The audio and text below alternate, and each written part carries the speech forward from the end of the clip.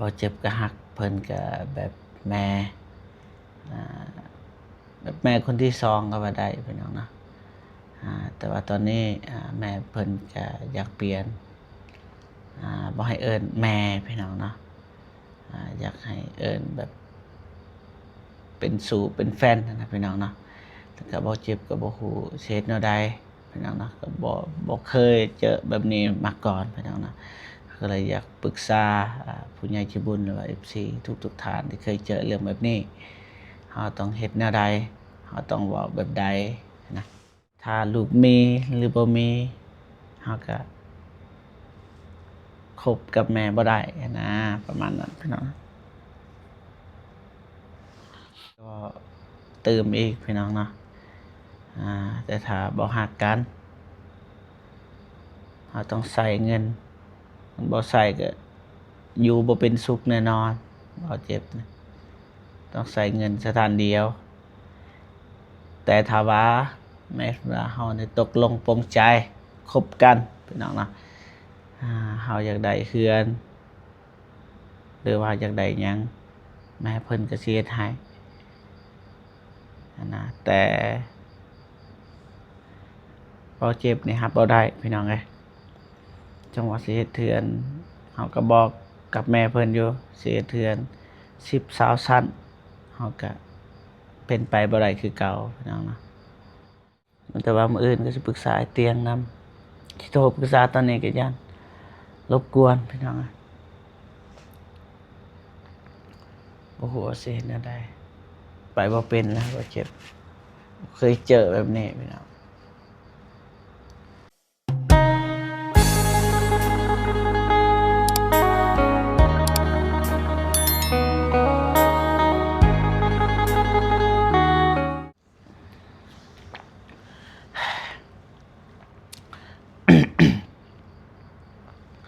โอเคพี่น้องเนาะเปิดภาพมาพี่น้องเนาะตอนดึกพี่น้องเนาะเที่ยงคืน9 นาทีพี่น้องเนาะนอนบ่หลับเนาะคิดหนักนะก็คือบ่เตียงได้เว้าในคลิปนะน้องเป็นหยังคือเศร้าๆแน่พี่น้องเนาะก็มีเรื่องภูมิใจพี่น้องเนาะที่ปรึกษาหรือว่าขอคำแนะนำจาก FC หรือว่าผู้ใหญ่ใจบุญทุกท่านเนาะก่อนสิปรึกษาก็ก่อนอื่นเบิดกราบทักทายสบายดีและสวัสดีพ่อพี่น้องเบิดสุขสุขคนพี่น้องเนาะก็ยินดีต้อนรับเข้าสู่ช่องบ่าวเจ็บแชนแนลคือเก่าพี่น้องเนาะ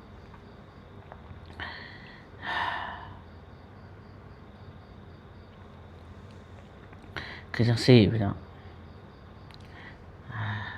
จักสิว่าจังได๋เลยพี่น้องเอ้ยทางบ่าวเจ็บก็มีเรื่องอยากปรึกษานำทุกคนนะคือจังซี่พี่น้องเพราะว่าทางบ่าวเจ็บเนี่ยเคยมีแม่ฮักคนที่ช่วยเหลือบ่าวเจ็บพี่น้องเนาะ เคยช่วยเหลือบ่าวเจ็บมาตลอดนะพี่น้องเนาะเราก็อีต้นสงสารพี่น้องเนาะแบบลูกแบบหลานพี่น้องทางบ่าวเจ็บก็รับไว้พี่น้องเนาะที่จริงแล้วแม่เพิ่นก็เคยช่วยเหลือบ่าวเจ็บก็หลายเติบพี่น้องเนาะถ้าไล่เป็นเงินก็70,000 บาทพี่น้องเฮาก็ปฏิเสธบ่ได้เฮาก็เลยรับเพราะว่าเป็นความตั้งใจของเพิ่นอยากให้นะ FC ก็น่าสิฮู้อยู่ ประมาณนี้พี่น้องแล้วก็แต่ว่าตอนนี้พี่น้องเนาะผู้ใหญ่ใจบุญเพิ่นก็แต่ก่อนก็ซอยบ่เจ็บก็เหมือนเป็นลูกเป็นหลานแต่ว่าเดี๋ยวนี้ก็เอิ้นแม่ว่าซั่นซะ บ่เจ็บก็ฮักเพิ่นก็แบบแม่แบบแม่คนที่2ก็ว่าได้พี่น้องเนาะแต่ว่าตอนนี้แม่เพิ่นก็อยากเปลี่ยนบ่ให้เอิ้นแม่พี่น้องเนาะอยากให้เอิ้นแบบ เป็นสู่เป็นแฟนนะพี่น้องเนาะแต่ก็บ่เจ็บก็บ่ฮู้สิเฮ็ดแนวใดพี่น้องเนาะก็บ่เคยเจอแบบนี้มาก่อนพี่น้องเนาะก็เลยอยากปรึกษาผู้ใหญ่ใจบุญหรือว่า FC ทุกท่านที่เคยเจอเรื่องแบบนี้เฮาต้องเฮ็ดแนวใดเฮาต้องเว้าแบบใดนะเพราะว่าเฮาก็เป็นคนหนึ่งนะที่ได้รับจากเพิ่นนะก็ถามว่าหลายโคตรหลายเลย 70,000 บาทพี่น้องเนาะ แต่ว่าตอนนี้ก็บ่ฮู้ว่าสิเฮ็ดแนวใดนำแต่ว่า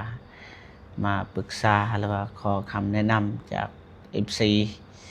เฮาต้องเฮ็ดแนวใดต้องเว้าแบบใดพี่น้องเนาะ บ่เจ็บก็ยุ่งสมองเลยพี่น้องบ่จักสิเฮ็ดแบบใดนะ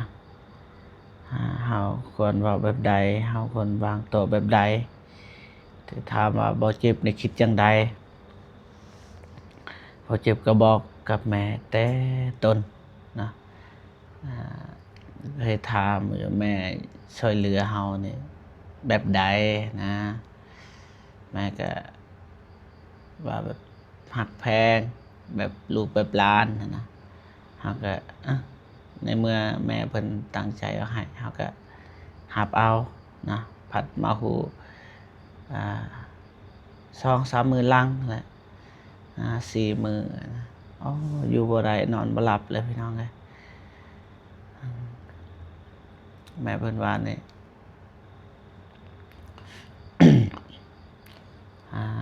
แบบหักเฮานะแบบเป็นผัวเป็นเมียนะแต่ว่าเฮาก็ฮู้แหละเฮาก็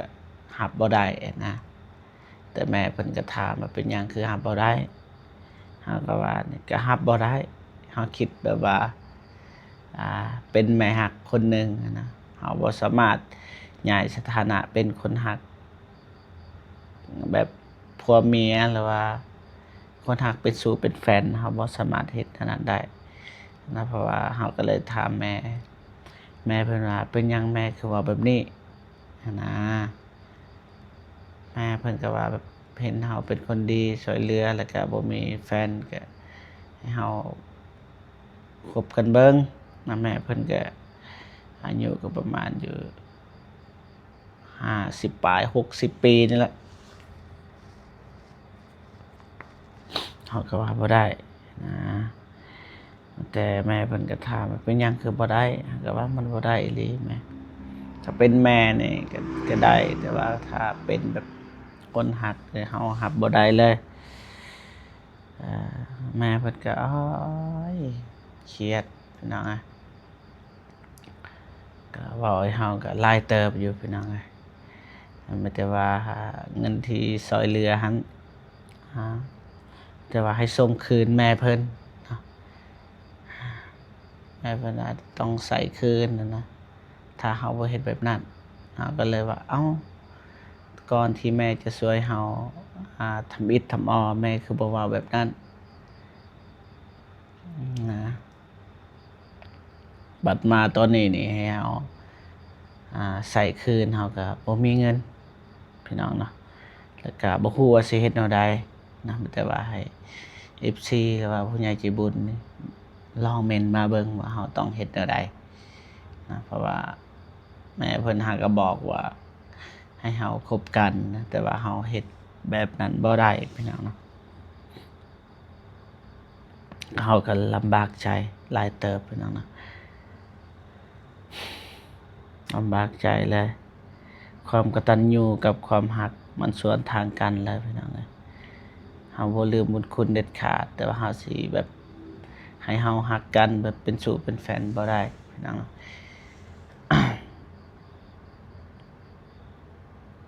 มันสวนทางกันเลยนะผู้ใหญ่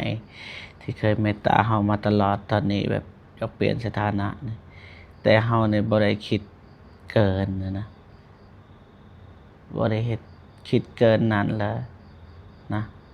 แล้วก็ผู้ใดเคยเจอเหตุการณ์แบบนี้นะบอกหรือว่าสิแนะคำแนะนำนะเฮาต้องเฮ็ดแนวใดในเมื่อสถานการณ์แบบนี้เกิดขึ้นเป็นเนาะว่าทาง แม่เพิ่นก็ถ้าเฮาบ่ตกลงเพิ่นก็สิเอาเงินคืนแต่ว่าเงินก้อนนั้นมันรายเดือนแหละพี่น้องเฮาก็ใส่ซื้อรถแน่พี่น้องเนาะก็พูดเลยไปดาวน์รถพี่น้องเฮาก็ไปดาวน์รถขี่มีแต่ว่าก็ถ้าเพิ่นอยากเอาอีหลีก็มีแต่เอารถเฮาไปพี่น้องเนาะเพราะว่าเฮาก็บ่ฮู้สิเฮ็ดแนวใดได้สิเอาเงินสดแล้วก็ไปส่งคืนมันก็บ่มีพี่น้องเนาะแต่มาเอารถเฮาก็ได้นะเพราะว่าเฮาก็บ่จักสิเฮ็ดแนวใดพี่น้องแต่ว่าปรึกษาทาง FC เฮาต้องเฮ็ดแบบใดพี่น้องเนาะว่าตอนนี้บ่เจ็บก็บ่จักสินอนบ่หลับคิดอยู่หลายวันพี่น้องเอ้ย 3-4 วันแล้วเมื่อวานเราก็โทรมาตลอดแล้วมันแต่เรื่องเก่าพี่น้องเอ้ยบ่ฮู้ว่าสิเฮ็ดแนวใด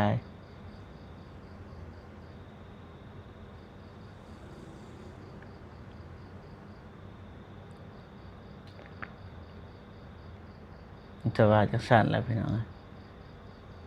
แต่บ่เจ็บก็ออกมาเว้าแล้วก็เฮาควรเฮ็ดแบบใดนะแล้วก็แม่เพิ่นก็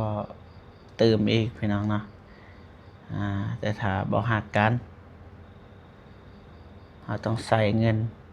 มันบ่ใส่ก็อยู่บ่เป็นสุขแน่นอนบ่เจ็บนะต้องใส่เงินสถานเดียวแต่ถ้าว่าแม้ว่าเฮาได้ตกลงปลงใจคบกันพี่น้องเนาะเฮาอยากได้เฮือนหรือว่าอยากได้หยังแม่เพิ่นก็สิเฮ็ดให้นะแต่บ่เจ็บนี่รับบ่ได้พี่น้องเอ้ยจังว่าสิเฮ็ดเทือนเฮาก็บอกกับแม่เพิ่นอยู่สิเฮ็ดเทือน10-20ชั้นเฮาก็เป็นไปบ่ได้คือเก่าพี่น้องเนาะ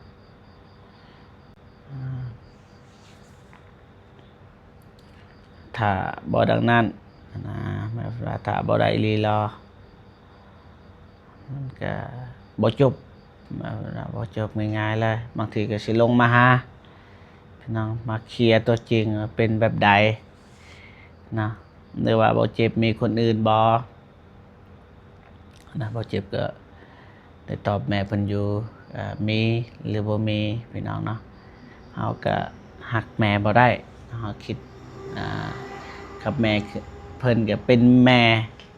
คนที่2นะแม่เพิ่นก็โทรอยากก็โทรแต่ว่าเฮาก็บ่กล้ารับพี่น้องเนาะบ่ฮู้ว่าเฮาสิตอบแบบใดพี่น้องถ้าว่าบ่เจ็บก็ได้ตอบแม้แต่คำเดียวเป็นไปบ่ได้แม่สิให้หยังอันนั้นก็บ่ได้ประมาณนั้นแหละพี่น้องอุกอังพี่น้องบ่ฮู้ว่าสิเฮ็ดแนวใดแต่ว่าออกมาปรึกษา FC แล้วก็บางทีตื่นขึ้นมามื้ออื่นเนาะเฮาก็สิปรึกษาทีมงาน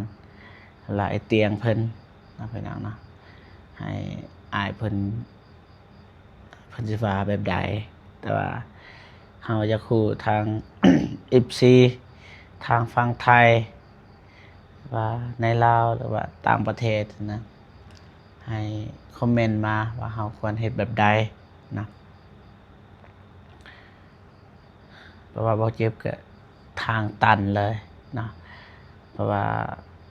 ก่อนบ่เจ็บสิรับเงินไผก็ยาถ้าเขาเจ้าสิให้เฮาต้องถามทุกเทื่อเลยให้ในจุดประสงค์หยังคือว่าถ้าคืออ้ายเคนนี่เฮาสิบ่ถามเลยเพราะว่าเฮาก็เป็น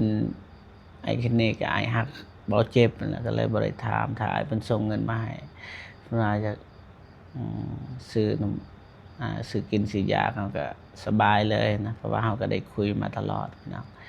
แต่ถ้าผู้ใหญ่คนที่บ่เคยช่วยเหลือเฮาก็สิถามว่าช่วยเหลือเฮานี่มีจุดประสงค์หยังเป็นหยังคือช่วยเหลือ บางทีผู้ใหญ่เพิ่นก็บ่เข้าใจเฮาเป็นหยังคือถามแบบนั้นนะเฮาจะคู่เป็นหยังคือช่วยเหลือนะเพราะว่าเงินทุกบาททุกสตางค์ทุกกีบทุกเหรียญล้วนแต่หายากพี่น้องนะเลยถามเป็นหยังคือให้แม่นี่ก็คือกันเขาก็ถามเป็นหยังคือให้เงินบ่แม่นน้อยเลยนะมันก็ว่าแบบฮักเมตตาสงสารเพราะว่าบ่เจ็บก็บ่มีหยังนะเฮาก็เลยรับเงินก้อนนั้นมาแล้วก็ไปดาวน์รถพี่น้องเนาะ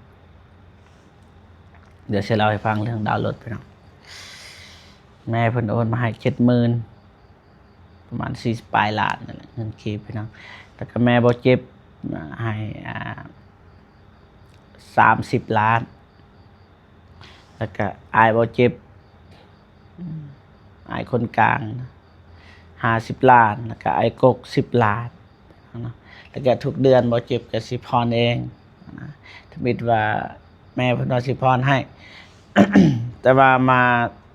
ตอนนี้แล้วก็น่ะสิบ่ได้พรแล้วพี่น้องเพราะเฮาก็เว้าแม่เพิ่นบ่ตกบ่แตกเลยคุยแบบว่าเอาคุยคำนึงแม่เพิ่น10-20คำนะแต่ว่าได้นะได้ก็ได้แต่ว่าเฮาว่ามันเป็นไปบ่ได้แม่ถ้าฮู้ว่าแม่สิซอยแล้วก็คิดแบบนี้เฮาก็สิบ่รับแต่ต้นนะ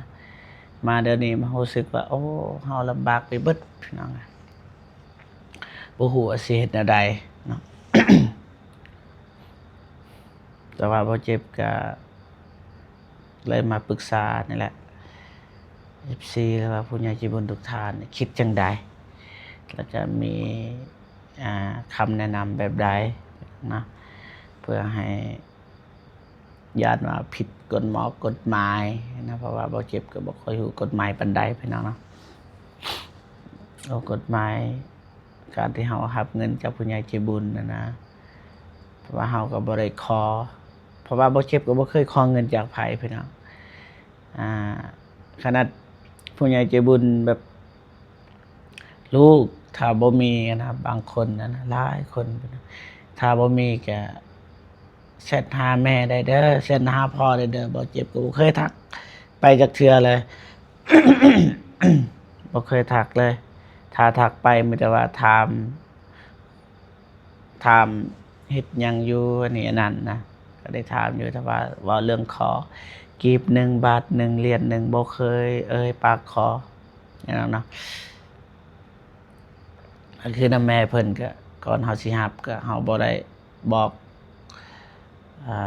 ว่าฮักแม่แบบเป็นสู่เป็นแฟนนะฮักกันตัวอันนี้ตัวอยู่อันนี้บ่เคยคิดเลยเพราะว่าก่อนที่เฮาจะรับเงินเฮาต้องถามว่าเป็นหยังคือให้ฟรีบ่หรือว่าหวังอิหยังบ่ทางแม่เพิ่นก็ตอบว่าก็บ่ได้หวังหยังจะสงสารอยากให้ลูกมีรถใช้นะฉันก็คือ FC ได้เม่นหลายๆคนหลายๆท่านพี่น้องนะเป็นหยังคือบ่ซื้อปิกอัพเป็นหยังคืออันนี้เราก็บ่มีเงินพี่น้องอยากได้ปิกอัพตอนไปซื้อก็อยากได้ปิกอัพแต่ว่าทางอ้ายเพิ่นก็เลือกให้แบบนี้แล้วก็อ้ายเพิ่นก็ว่าปิกอัพมันแพงเกินไปเฮาก็ขี่ซ้ำที่เฮาไปได้ถ้าเฮามีเงินเฮาก็ไปเทิร์นเอาใหม่พี่น้องเนาะ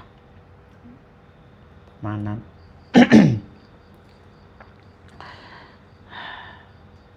มันบ่หลับพี่น้องนะเว้าก็บ่กล้าเว้าดังพี่น้องทางบ่เมฆก็หลับแต่โดนละ12:26 นาทีพี่น้อง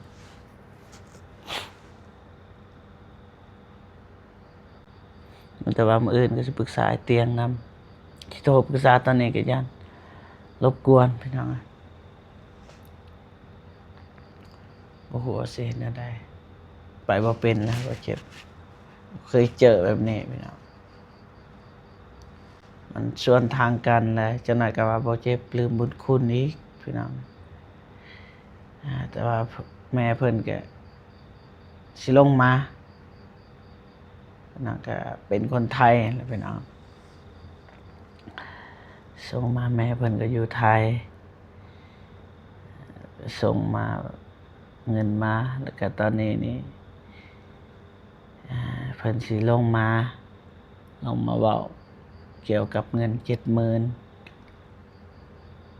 ต้องส่งให้ได้ถ้าบ่ตกลง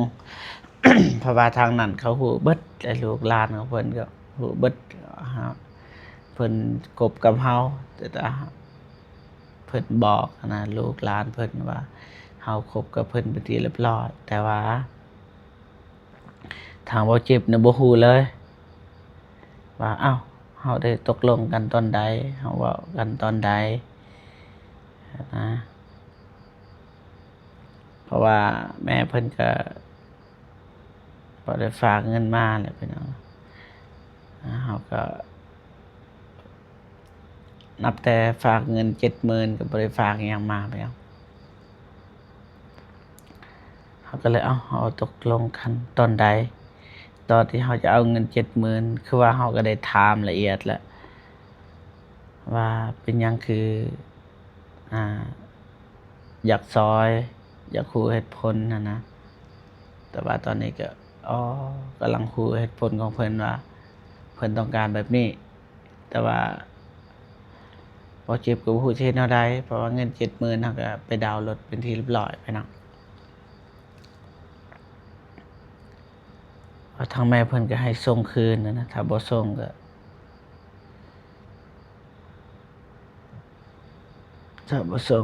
เจอกัน เพิ่นสิลงมามื้ออื่นพี่น้องเนาะถ้ามิดว่าสิลงมาวันที่11เดือนพฤษภาคมแต่ว่าตอนนี้เพิ่นว่ามื้ออื่นแต่ว่ามื้ออื่นเฮาก็ว่าบ่ได้แม่เฮาบ่กล้าต้อนรับแล้วเฮาต้องปรึกษา FC เฮาต้องปรึกษาทุกคนก่อนเฮาบ่กล้าสู้หน้าซำนะว่า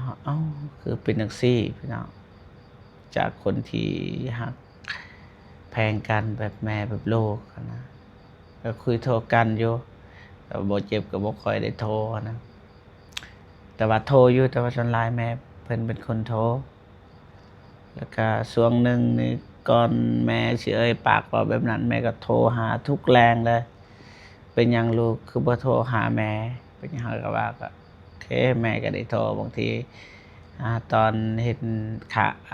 สายข้างเฮาบ่ได้รับเฮาก็โทรกลับพี่น้องเนาะแม่เพิ่นว่าเป็นหยังคือบ่โทรหาบ่ฮักแม่บ่เฮาก็ว่าก็ฮักอยู่แต่ฮักแบบแม่แหละพี่น้องฮักอยู่เป็นหยังก็บ่โทรมาก็บ่ค่อยโทรนะขนาดแม่อยู่เฮือนก็บ่ค่อยโทรนะเฮาก็เลยเว้าแบบนั้นแม่อยู่เฮือนเฮาก็บ่โทรคือกันแต่ว่าถามว่าเฮาเป็นห่วงเฮาฮักแม่เฮาก็ฮักคือกันแต่ว่าเมื่อได้ยินแบบแม่เว้าแบบลงแบบฮักแบบเป็นสู่เป็นแฟนเป็นผัวให้เอิ้นเมียนั่นโอ้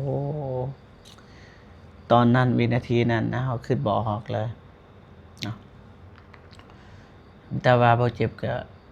เว้าคำเดียวเลยนับแต่นั้นมาคำเดียวเป็นไปบ่ได้พี่น้องก็ว่าเป็นไปบ่ได้แม่เป็นไปบ่ได้แม่ก็ว่าเป็นหยังคือเป็นไปบ่ได้มันผิดที่บ่งใดบ่ได้บ่เจ็บก็ตอบมันบ่ได้เกี่ยวกับผิดนะมันบ่ได้เกี่ยวกับผิดแล้วก็แม่เพิ่นก็ถามอีกมีคนอื่นยันมีคนอื่นบ่นะเฮาก็ว่าถ้าลูกมีหรือบ่มีเฮาก็คบกับแม่บ่ได้นะประมาณนั้นพี่น้อง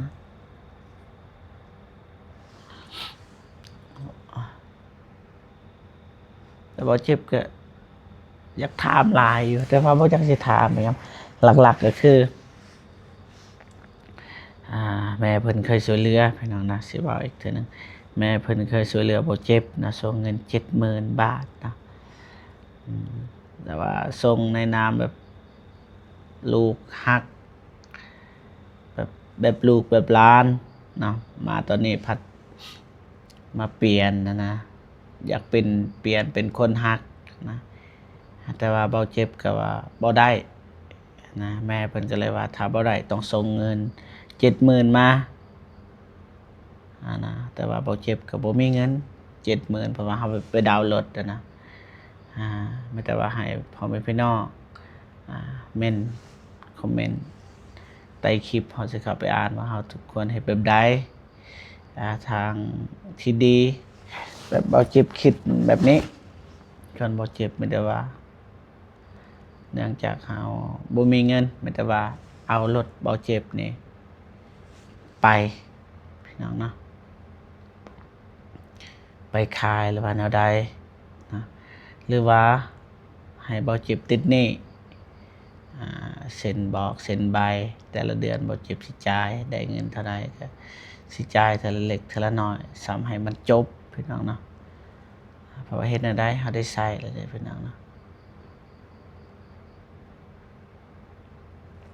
อย่างเมื่อเขาใส่แล้วถ้าเขาบอกให้ใส่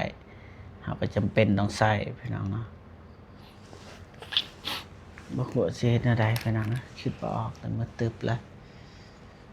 แต่ถ้าเพิ่นให้ดาวหรือว่าแนวใดเฮ็ดเป็นใบกู้ยืมบ่แต่ละเดือนต้องส่งเท่าไรนะ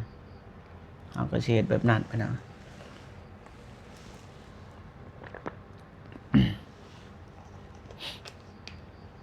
ฝากเงินกับมันเบิดไปแล้วเด้เบิดไปกับรถทั้งหมดเจ็บก็สิอันนี้คือมื้ออื่นก็สิได้ทอค่ารถแหละค่างวดรถเดือนละ6 ล้านปลายพี่น้องเนาะ10,000 กว่าบาทพี่น้องวันที่1หาวันที่7พี่น้องเนาะบ่ให้กายวันที่1หาวันที่7เฮาต้องสำระเดือนละ6,70,000พี่น้องเนาะ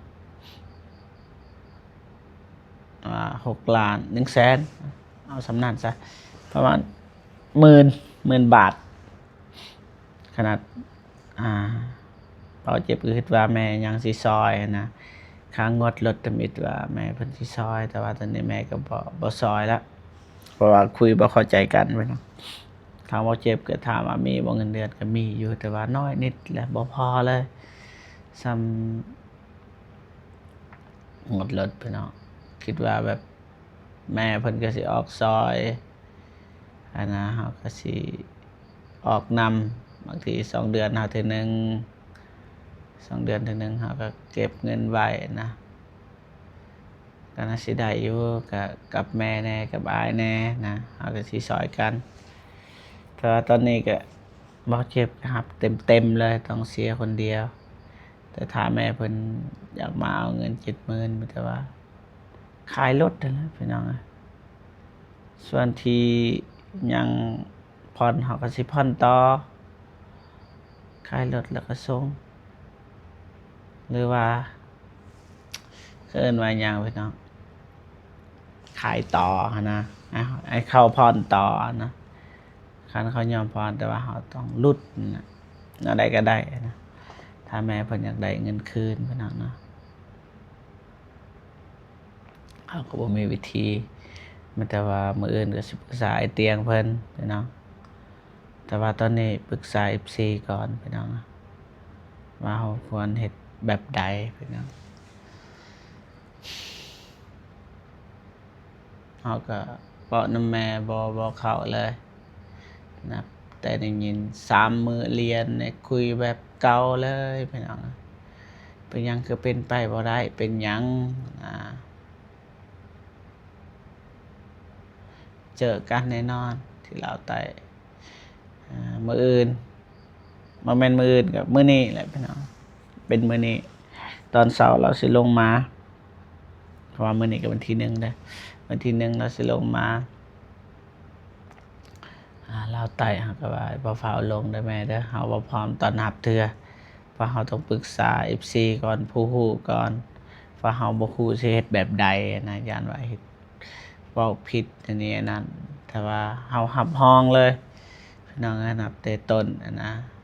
ตอนที่แม่ช่วยเหลือเฮาบ่เคยเอ่ยปากว่าสิฮักแบบสู้แบบแฟนบ่เคยเฮาก็ถามว่าแม่ให้ในจุดประสงค์อิหยังตอนนั้นแม่เพิ่นก็ยังหายเป็นหยังคือถามแบบนั้นเฮาก็ถามเพื่อจะคู่เป็นหยังคือให้ถ้าหวังว่าเฮาสิตอบแทนหยังเฮาบ่มีหยังเลยแต่ถ้าให้โดยใจให้แล้วให้เลยเฮาก็สิรับ แม่เพิ่นก็ว่าให้ด้วยความตั้งใจโดยบ่ได้คิดหยังนะมาตอนนี้แม่เพิ่นเปลี่ยนโอ้เฮาก็คือหยังบ่พอบ่กล้าปรึกษาไผไอ้เตียงเราว่าเป็นหยังคือว่าอันนี้เฮาก็ว่าบ่มีหยังมีเรื่องให้คิดเล็กน้อยพี่น้องเนาะแต่ว่าตอนนี้ก็เฮาก็สิปะละเลยแบบนี้ก็บ่ได้นะมีแต่ว่าสิออกปรึกษา FC ว่าคิดแนวใดพี่น้องเนาะประมาณนี้พี่น้องเนาะเว้าหลายมันก็สิยืดสิยาวเว้ากลับไปกลับมาบ่เข้าใจพี่น้องเนาะแต่หลักๆก็คืออยากมาปรึกษานะกับแม่เพิ่นนะแม่เพิ่นก็ช่วยเหลือแล้วก็บังให้เฮาเป็นแบบนี้ซึ่งเฮาเฮ็ดบ่ได้พี่น้องยอมไม่ลีหรอฆ่าให้ตายก็ยอมอะนะพี่น้องเอ้ยเป็นไปบ่ได้อีหลีแม่เพิ่นก็เฮานับถือเป็นแม่คนหนึ่งนะอายุก็ไล่เลี่ยซ้ำแม่เฮาแหละแม่เฮาก็70ปีอะแม่เพิ่นก็60ปลายปีแล้วนับถือเป็นแบบเป็นแม่นะเป็นแม่คนหนึ่งนะ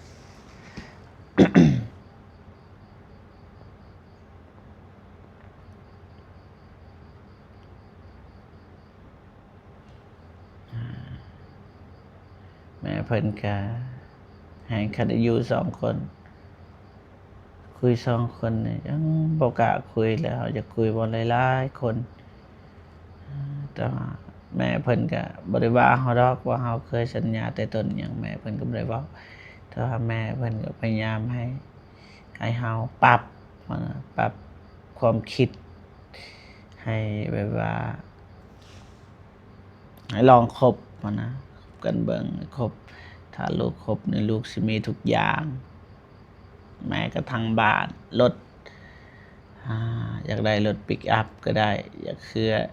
ได้เฮือนคือเฮาเคยบอกในคลิปแล้วเฮาสิเฮ็ดเฮือนประมาณอยู่15เสา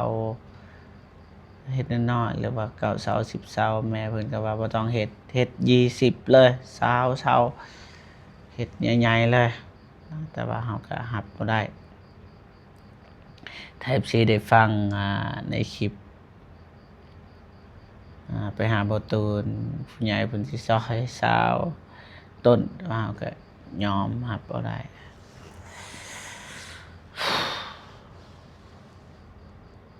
เพราะเฮาบ่ได้คิดหยังนะพี่น้องถ้าเฮามักอีกเว้าไปอย่างหนึ่งอีกพี่น้องแต่ว่านี่บ่ได้คิดหยังโอ้ยเฮ็ดเฮือน10ชั้นก็มันบ่ได้ก็คือบ่ได้พี่น้องน่าจะเข้าใจพี่น้อง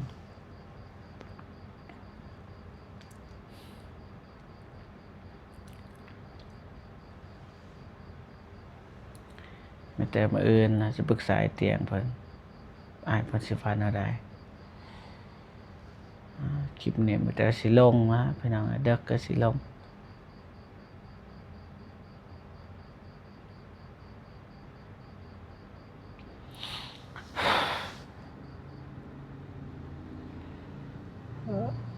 ตัวอื่นน่ะบ่อุกพี่น้องอุกตัวเงิน 70,000 แน่นอนแล้วบ่เจ็บหาบ่ได้แหละเงิน 70,000 นี่ให้ส่งสุดท้ายเฮาเป็นหนี้พี่น้องจากแบบว่าเฮารับแบบฟรีๆนะแต่ว่าเฮาก็ถามก่อนแม่เพิ่นก็บอกให้ส่งอุกตัวนี้แหละพี่น้องบางทีเจ้าน้อยเพิ่นก็มาตอนเช้าออกเดินทางมาแต่ว่าเฮาว่าเฮาสิบ่ต้อนรับเฮาสิหนีแต่ว่าให้ไอ้เตียงเพิ่นต้อนรับแทนเฮาก็บอกในนั้นตอนลมที่จริงแล้วเฮาบ่ให้คนอื่นรับกรรมแทนดอกพี่น้องบ่ให้อ้ายเพิ่นนั่นรับแทนเพราะว่าเพิ่นขึ้นก็บ่เจ็บต้องแก้ปัญหาเนาะไม่แต่ว่าสิถามว่าเฮาต้องเฮ็ดแบบใดแต่ว่าแน่นอนถ้าเรามามื้ออื่นนะเฮาสิบ่คุยนำเพราะว่าเฮายังบ่ทันได้คำตอบจาก FC พี่น้องแล้วก็บ่ทันได้คำตอบจาก ไอ้เตียงเพิ่นพี่น้องเพิ่นสิว่าจังใดเอาคิดบ่ออกแล้วก็มาคบกันนะคิดบ่ออกเลยแต่ว่าแม่เพิ่นก็ว่าเป็นหยังก็ว่าคบบ่ได้นะมันเป็นย้อนหยังเฮาก็ว่าบ่ได้ก็คือบ่ได้มันประมาณนี้พี่น้องนะแต่ว่าเม่นมาเบิ่งว่าพี่น้องคิดจังใดแล้วก็มีวิธีแก้ไขแบบใดพี่น้องนะเฮาควรเฮ็ดแนวใดอ๋อแล้วก็เจ็บหัวพี่น้องนอนบ่หลับเมื่อคืนก็บ่ได้นอนตื่นสวย10 โมง 11 โมงกันบ่ไปสาวันนี้ก็ย้อนตื่นสวยแล้วเตียงเพิ่นก็มาทาเอ้าน้องเป็นหยังก็ตื่นแบบพอนอนดึกอีหลีพี่น้อง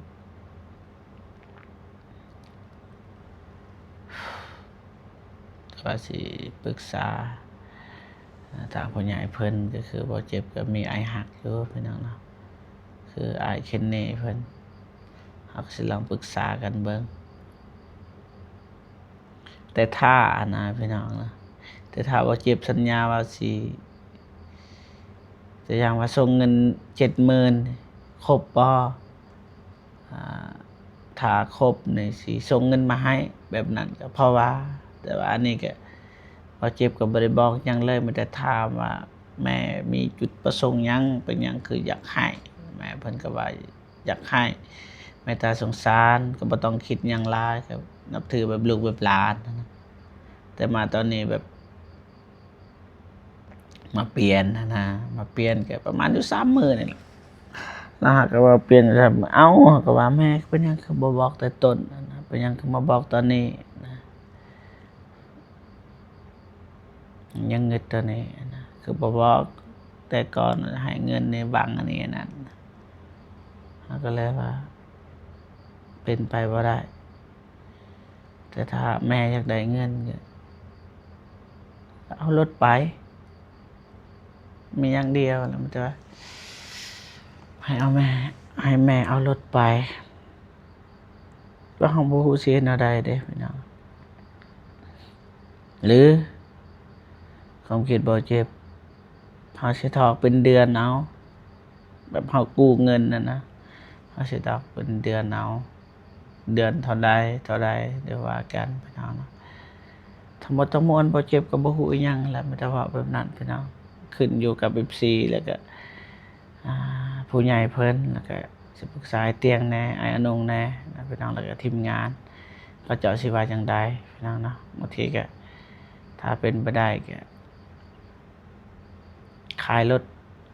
บ่ขายรถก็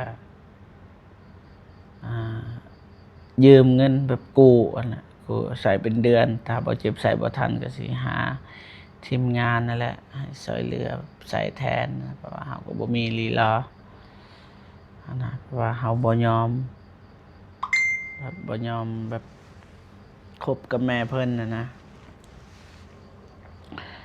ใส่นี่ดีกว่าพี่น้องเอ้ย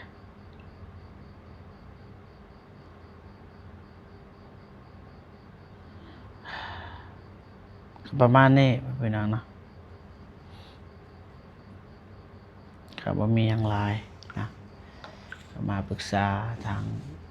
FC หรือว่าผู้ใหญ่ใจบุญที่เคยเจอมาเฮาควรเฮ็ดแบบใดพี่น้องเนาะประมาณนี้นะ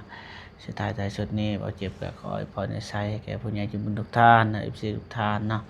จงมีแต่ความสุขสุขภาพแข็งแรงขออายุมั่นขวัญยืนนะความเจ็บบ่ให้ได้ความไข้บ่ให้มีปรารถนาสิ่งใดขอให้ได้สิ่งนั้นเด้อเบิดสุขสุขคนพี่น้องเนาะสาธุเจอกันพี่น้องเนาะคลิปหน้าเนาะบางทีก็สิออกมาเว้าอันแหละพี่น้องเนาะสำหรับคลิปนี้สบายดีเด้อนะพี่น้องเนาะฝันดีเบิดสุขสุขคนนะมื้ออื่นเจอกันบ่แม่นมื้ออื่นนะพี่น้องตอนเช้าคือว่าตอนเช้า